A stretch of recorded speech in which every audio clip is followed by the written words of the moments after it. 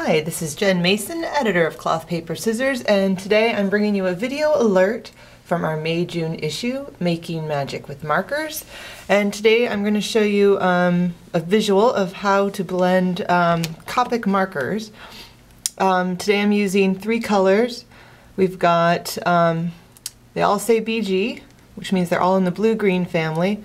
First number starts with 1, so they're all the same saturation, vibrancy, and then 8, 3, and 1 are the last numbers, which means those are the shades within that color group.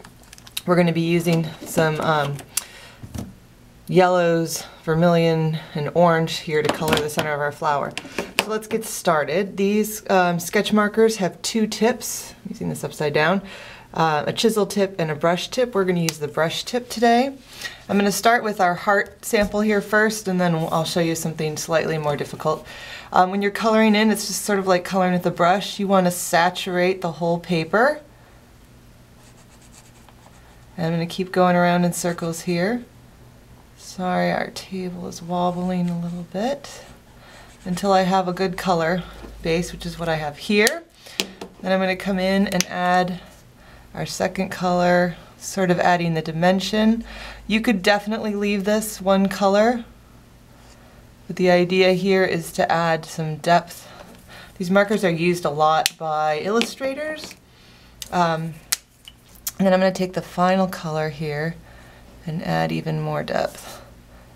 What I like to do is, I guess I should have done that on this example here. Sorry about that. What I like to do is go back in with the first color and use that to blend a little bit. So I can come back in here and blend even more. Do that again with my second color.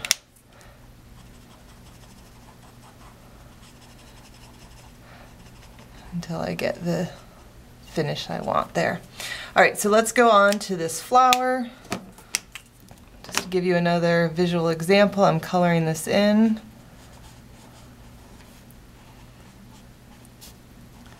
And I'm just going to keep coloring in the whole shape until I get something like this. I also colored that center in yellow. Then we're going to use our second color.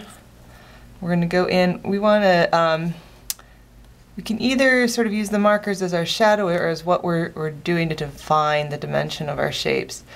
In Joanne Sharp's article, she uses a lot for just really getting in there and adding the dimension to shapes, making the flatness of markers really pop.